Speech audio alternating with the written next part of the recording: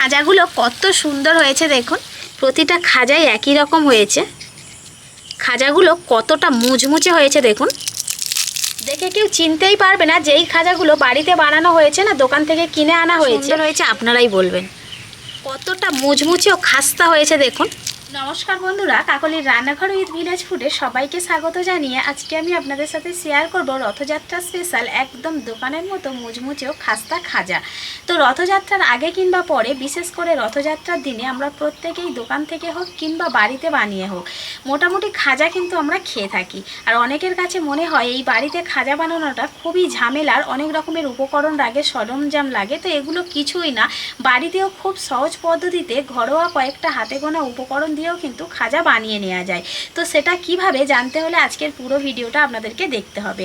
আর আশা করছি আজকের রেসিপিটা দেখতে আপনাদের খুবই ভালো লাগবে। আর যে সকল বন্ধুরা এখনও পর্যন্ত নতুন, তারা যদি ইউটিউব থেকে দেখেন তাহলে চ্যানেলটিকে সাবস্ক্রাইব এবং ফেসবুক পেজ থেকে দেখলে পেজটাকে ফলো করে আমার পাশে থাকবেন। তাহলে এখন রান্নাঘরে চলে যাব আর আজকের রেসিপিটা শুরু করে ফেলবো। খাজা বানানোর জন্য প্রথমেই আমার যেটা লাগবে সেটা হলো ময়দা। তো ময়দাটাকে এখন আমি মেখে ডো তৈরি করে নেব। তো ময়দাটা আমি যেটা নিয়েছি একটা বাটি মেপে নিয়েছি, আপনারাও সেটাই করবেন, একটা বাটি, কাপ কিংবা গ্লাস মেপে ময়দাটা নেবেন। তাহলে কি হবে, পরবর্তী যে উপকরণগুলো নেবেন সেগুলোর মাপটা বুঝতে সুবিধা হবে। তো এখানে এই যে বাটিটা নিয়েছি, এই বাটির মাপে আমি 3 বাটি ময়দা নিয়েছি। প্রথমেই আমি এই যে গামলাটা নিয়েছি এর মধ্যে 2 বাটি ময়দা আগে দিয়ে দিয়েছি। এবার ওর ওপরে আমি আরও 1 বাটি ময়দা দিয়ে দেব। বেশ অনেকগুলো খাজা বানাবো, কারণ খাজা খেতে আমার বাড়ির সবাই ভীষণ পছন্দ করে। তো একদিন বানিয়ে রাখলে কিন্তু বেশ কয়েকদিন ধরে খাওয়া যাবে। তাছাড়া সামনেই রথযাত্রা আসছে, আর বানাবো না। তো এবার এই যে ময়দাটা নিয়েছি, ময়দাতে আমি দিয়ে দেব 1 চামচ লবণ।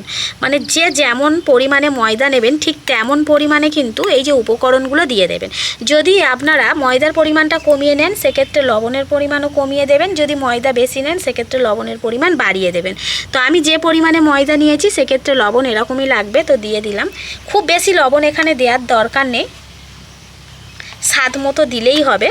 আমি কিন্তু 4 চামচের খুব বেশি ভর্তি করে দিইনি, আপনারা দেখতে পেলেনি। তো এবার আমি এখানে ময়ামের জন্য দিয়ে দেব ঘি। ঘিটা আমি 2 চামচের মতো দেব। পুরো ময়ামটা আপনারা ঘি দিয়েও করতে পারেন, আবার শুধুমাত্র সাদা তেল দিয়েও করে নিতে পারেন। আমি এখানে 2 চামচ ঘি দেব আর বাকিটা তেল দিয়ে দেব। এবার আমি এখানে 4 থেকে 5 চামচ দিয়ে দেব সাদা তেল।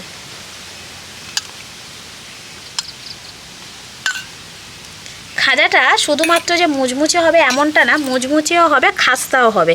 তার জন্য এই ময়দার ময়াম দেওয়াটা খুবই জরুরি।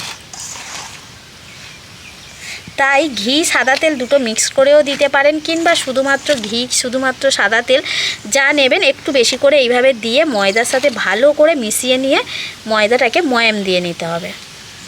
ময়দাটাকে আমি খুব সুন্দরভাবে ঘি বা তেলের সাথে মিশিয়ে ময়াম দিয়ে নিয়েছি। এই দেখুন, একটা ডেলা পাকালে শক্ত একটা ডেলা তৈরি হয়ে যাচ্ছে, আবার কিন্তু চাপ দিয়ে ভাঙলে ভেঙে যাচ্ছে। তো এইভাবে একেবারে সুন্দর করে ময়ামটা দিয়ে নিতে হবে। এবার আমি নর্মাল জল নিয়েছি, অল্প অল্প জল দিয়ে ডোটা মেখে নেব।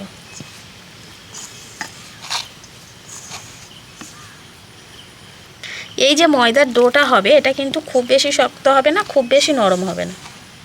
ডোটাকে আমি ভালো করে মেখে নিয়েছি। তো মেখে নিয়ে রেস্টে রাখার কোনো দরকার নেই, সঙ্গে সঙ্গেই কিন্তু আপনারা খাজাটা বানিয়ে নিতে পারবেন। এবার দেখুন, আমি যে ডোটা নিয়েছি ডোটা কিন্তু অনেকটাই বড় রয়েছে, সেজন্য এটাকে আমি 2 ভাগে ভাগ করে নেব। আপনারা লক্ষ্য করবেন যে জায়গাতে করে বেলবেন, তো যেখানে বেলবেন সে পাথর হোক, কাঠ হোক কিংবা বেলন হোক, মোটামুটি সেটা কতটা বড়। আপনারা যে লেচিটা নেবেন সেই লেচিটা যেন মানে যে যার মধ্যে বেলবেন সেটা যেন পুরো কভার করে, একটা বড় রুটি যেন হয়। তো যদি আপনারা বেলন নেন অর্থাৎ ছোট গোল বেলন হয়, সেক্ষেত্রে কিন্তু লেচিগুলোকে একটু ছোট করে কাটবেন মাপ মতন। আর আমার পাথরটা যেহেতু মোটামুটি একটু মাঝারি সাইজের বড়, সেজন্য এই লেচিটাকে আমি মানে 2 ভাগে ভাগ করে নিচ্ছি, তাহলে আমার বেলতে সুবিধা হবে। আর এর থেকে যদি বড় জায়গা থাকতো বেলার জন্য তাহলে কিন্তু আমি আর ভাগ করতাম না, পুরো এই যে ডোটা এটাকে নিয়ে আমি একটা বড় রুটি বেলে নিতে পারতাম। তো একটাকে রেখে দিচ্ছি আর একটাকে নিয়ে নিচ্ছি। এবার এই লেচিটাকে আমি বেলে নেব, তার জন্য আমি এখানে কর্নফ্লাওয়ার ছড়িয়ে দেব। আপনারা চেষ্টা করবেন অবশ্যই করে এই খাজাটা বানানোর সময় কর্নফ্লাওয়ার ব্যবহার করার। ময়দা করলেও হবে, তবে কর্নফ্লাওয়ারটা ব্যবহার করলে কি হবে, খাজার যে লেয়ারগুলো থাকে, যে ভাঁজগুলো থাকে, সেই ভাঁজগুলো কিন্তু খুব সুন্দরভাবে পাওয়া যায়, বোঝা যায়, তৈরি করা যায়। তো তো একদম পাতলা করে বেলে নেব। যতটা পাতলা করে বেলা সম্ভব ঠিক ততটাই পাতলা করে কিন্তু এটাকে বেলে নিতে হবে।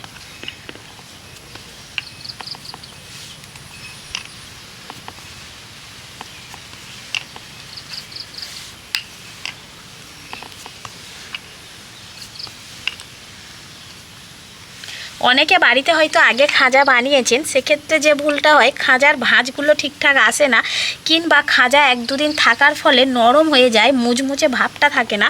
তো আজকের ভিডিওটা আপনারা দেখতে থাকুন। এইভাবে যদি আপনারা খাজা বানান, খাজা কিন্তু নরমও হবে না, খাজার ভাঁজগুলো খুবই সুন্দর আসবে। লেচিটাকে আমি কিন্তু খুব বড় করে বেলে নিয়েছি, দেখুন পুরো পাথরটা ভরে গিয়েছে। এই দেখুন কতটা পাতলা করে বেলেছি। দেখুন যতটা পাতলা করে বেলা যায় ততটাই বেলবেন, তবে একেবারে পাতলা না যে তোলা যাবে না এমনটা না। তো একটু পাতলা থাকবে, মোটা থাকবে, মোটামুটি যতটা পাতলা করে বেলে নেওয়া যায় ঠিক সেরকমভাবেই বেলে নিতে হবে। তো এবার এর ওপরে আমি একটু সাদা তেল ছড়িয়ে দিচ্ছি এই পুরো রুটিটার গায়ে।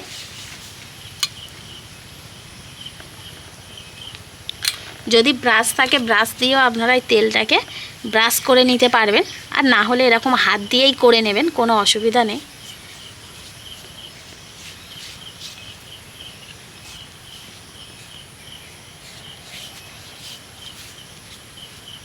ঠিক এবার এই তেলের ওপর থেকে আমি শুকনো কর্নফ্লাওয়ার নিয়েছি, এই শুকনো কর্নফ্লাওয়ারটাকে এইভাবে ছড়িয়ে দেব পুরো রুটিটার মধ্যে।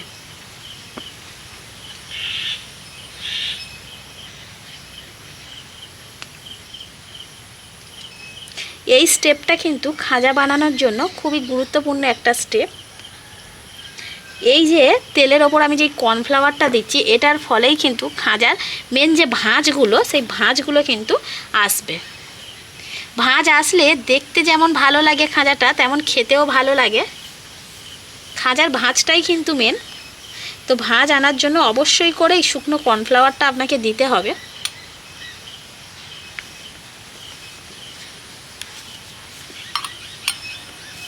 কর্নফ্লাওয়ারটা আমি পুরোটাই দিয়ে দিলাম। এবার আমি কি করব, রুটিটাকে একদম রোল করে নেব। এই যে এদিক থেকে ঘোরাবো, একটু টাইট রোল করে নেব, অর্থাৎ ভেতরটা যেন ফাঁপা না থাকে। এইভাবে ঘুরিয়ে ঘুরিয়ে রোল করে নেব।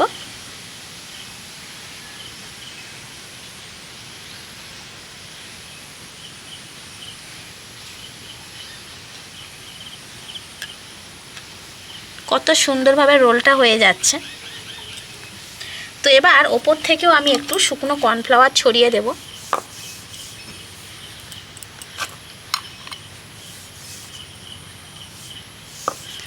এই যে ছাড়া মুখটা রয়েছে এটাকে ভালো করে জুড়ে দেব, পারলে একটু জল দিয়েও জুড়ে নিতে পারেন। এখানে আমি একটু আঙুলের সাহায্যে জল নিয়েছি, নিয়ে এইভাবে একটু মুখটাতে আটকে দেব যাতে ছেড়ে না যায়।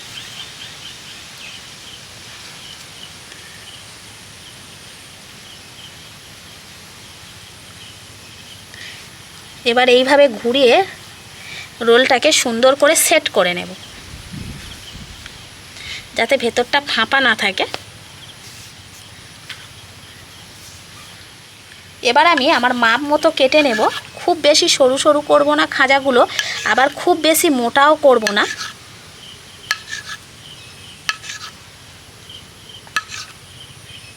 তো আপনাদের যেমন পছন্দ মোটা সরু খাজার মাপটা আপনারা সেই মতো রেখে দেবেন।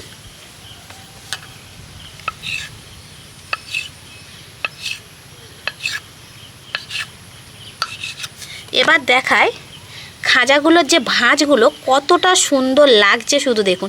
আমি এইভাবে করলে কিন্তু প্রত্যেকটা ভাঁজ দেখুন একে অন্যের থেকে কিন্তু আলাদা হয়ে যাচ্ছে, দুটো সাইডে কিন্তু একই রকম। এই দেখুন প্রত্যেকটা খাজা একই রকম লাগছে, কত সুন্দর ভাঁজগুলো বোঝা যাচ্ছে।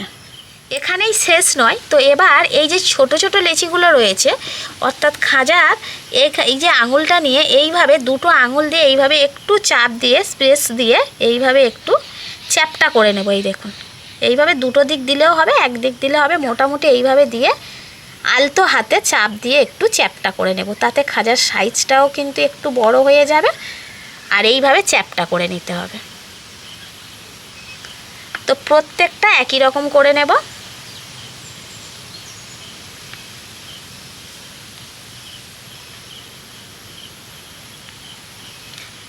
কত সহজ পদ্ধতিতে খাজার এই ভাঁজগুলো দেয়া যায় আপনারা দেখতে পেলেনই।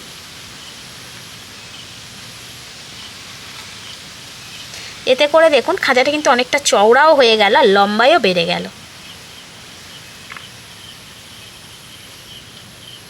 বাকি যে বড় লেচিটা রয়েছে ওই লেচিটাকেও আমি একই রকমভাবে বেলে নিয়ে এইভাবে খাজার শেপগুলো দিয়ে নেব। ঠিক এইভাবে করে নিলে কিন্তু অল্প পরিমাণ ময়দাতেও অনেকগুলো খাজা বানিয়ে নেওয়া যাবে। একটা লেচি দিয়ে দেখুন কতগুলো খাজা হয়েছে। এবার আমি উনানটা জেলে নিয়েছি, চিনির রস তৈরি করে নেব। তো যে বাটির মাপে ময়দা নিয়েছিলাম সেই বাটিরই পুরো 1 বাটি চিনি নিয়ে নিয়েছি, কড়াইতে দিয়ে দেব।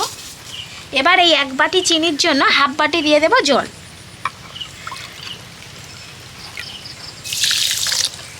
তো চিনিটাকে এবার নেড়ে চেড়ে ভালো করে জাল দিয়ে ফুটিয়ে নেব। চিনি তো ভালোভাবে গলে গেছে, চিনিটা কিন্তু ভালো করে ফুটিয়ে নিয়েছি। এবার হাত দিয়ে একটু চেক করে নিতে হবে। যখন দেখবেন একটা চিটচিটে ভাব চলে আসবে তখনই কিন্তু এটা হয়ে গেছে জানতে হবে। তো এখনও চিটচিটে ভাব আসেনি, তো একটু জাল দেব। আর ঠিক এই সময় আমি লেবুর রস দিয়ে দেব। তো এখানে আমি একটা লেবুর রস নিয়েছি, পুরো লেবুর রসটা দিয়ে দেব। এতে করে কি হবে, চিনির রসটা ঠান্ডা হয়ে গেলেও জমাট বাঁধবে না। চিনির রসটাকে ঠিক এইভাবে দেখতে হবে। যখন দেখবেন হাতের মধ্যে নিলে চিটচিট করছে, একটা তারের সৃষ্টি হচ্ছে, এইভাবে দুটো আঙুলের মাঝে নিলে লম্বা একটা তার তৈরি হচ্ছে, ঠিক সেই সময় কিন্তু চিনির রসটাকে নামিয়ে নিতে হবে। তো এবার আমি চিনির রসটাকে একটা বাটিতে করে নামিয়ে নেব, নিয়ে পুরোপুরি ঠান্ডা করে নেব। খাজাগুলোকে এবার ভেজে নেব। তার জন্য সাদা তেল আমি কড়াইতে দিয়ে গরম করে নিয়েছি। এবার একে একে তেলের মধ্যে ছেড়ে দেব।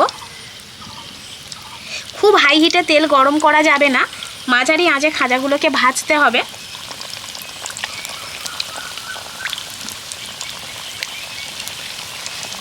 কত সুন্দরভাবে তেলের ওপরে ভেসে উঠছে দেখুন।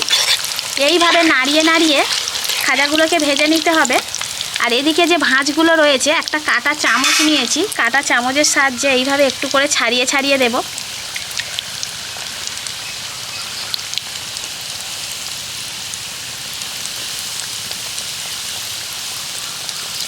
এইভাবে ধরে একটু তেলের মধ্যে নাড়া দিলেই খুব সুন্দরভাবে ভাঁজগুলো ছেড়ে যাবে। তেলটাকে এইভাবে নাচিয়ে নাচিয়ে খুব সুন্দর করে আমি লাল লাল করে মুচমুচে করে খাজাগুলোকে ভেজে নেব। এই দেখুন কত সুন্দরভাবে লেয়ারগুলো পুরো ছেড়ে যাচ্ছে। আরও যত তেলের মধ্যে ভাজা হচ্ছে, তেল যত নাড়ছি তত সুন্দর কিন্তু লেয়ারগুলো ভালোভাবে ছেড়ে যাচ্ছে আর খুবই ভালো লাগছে। খাজাগুলোকে উল্টে পাল্টে সুন্দর করে মুচমুচে করে ভেজে নিয়েছি। এই দেখুন কালারটাও কিন্তু দারুণ এসছে। তো এইরকম কালার করে ভেজে নেওয়ার পর তুলে নিতে হবে। তো এবার তেল থেকে আমি তুলে নিচ্ছি।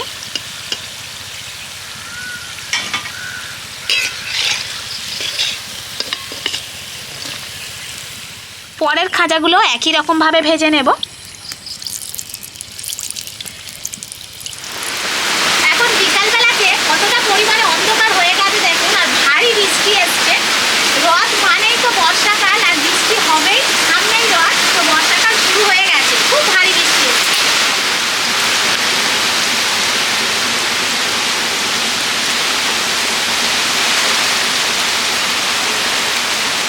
খাজাগুলোও কিন্তু আমার ঠান্ডা হয়ে গেছে, আর এদিকে যে চিনির রসটা বানিয়েছিলাম সেটাও ঠান্ডা হয়ে গেছে।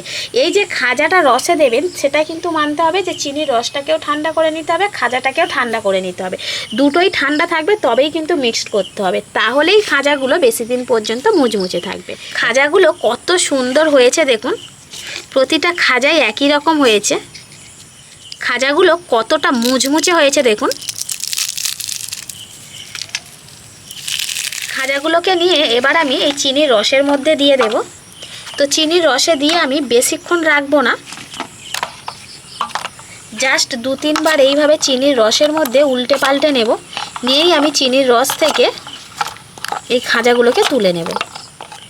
রস থেকে এবার আমি খাজাগুলোকে ঠিক এইভাবে তুলে নেব। একটু করে রস এইভাবে ঝরিয়ে নেব।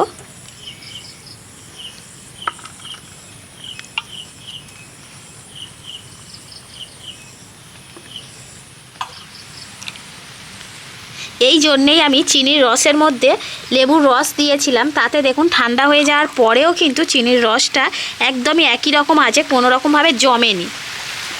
আজকের খাজার কালারটা যেমন এসছে তেমন সুন্দর কিন্তু এই যে লেয়ার অর্থাৎ ভাঁজগুলো তেমন সুন্দরভাবে ছেড়েছে। দেখে বোঝাই যাবে না এই খাজাগুলো বাড়িতে বানানো হয়েছে। কতটা সুন্দর হয়েছে আপনারাই বলবেন। খাজাটা কতটা মুচমুচে ও খাস্তা হয়েছে দেখুন। বাড়িতেই যদি এত সহজ পদ্ধতিতে খাজা বানিয়ে নেওয়া যায় তাহলে দোকান থেকে কেনার তো কোনো দরকার নেই। আপনারা তো দেখতে পেলেনই কতটা সহজ পদ্ধতিতে বাড়িতেই কম উপকরণে খাজা বানিয়ে নেওয়া যায়। তো প্রত্যেকেই এবছরের রথযাত্রাতে বাড়িতেই খাজা বানিয়ে নিন। আর এই খাজাটা খেতেও কিন্তু খুবই ভালো লাগে, সেটা তো আমরা সবাই জানি। তাছাড়াও এইভাবে মানে একবার ভেজে যে সঙ্গে সঙ্গে খেয়ে নিতে হবে এমনটা না, একদিন ভেজে একটা এয়ারটাইট কন্টেনারে করে ভরে যদি রেখে দেন দীর্ঘদিন অর্থাৎ যতদিন আপনারা রাখতে চাইবেন ততদিন কিন্তু এইরকমই মুচমুচে আর খাস্তা থাকবে। তো এইভাবে সংরক্ষণ করে রেখেও আপনারা মাঝে মধ্যে খেতে পারবেন। তো বন্ধুরা, আজকের আমার এই খাজা বানানোর পদ্ধতিটা আপনাদের কেমন লাগলো সেটা অবশ্যই কমেন্ট করে জানাবেন। আর ভালো লাগলে লাইক, কমেন্ট, শেয়ার, সাবস্ক্রাইব এবং ফলো করে আমার পাশে থাকবেন। আর আমার নিত্য নতুন রেসিপিগুলো এইভাবেই দেখতে থাকবেন। তাহলে আজকের মতো এখানেই শেষ করছি। সবাই ভালো থাকবেন, সুস্থ থাকবেন। দেখা হবে পরের রেসিপিতে।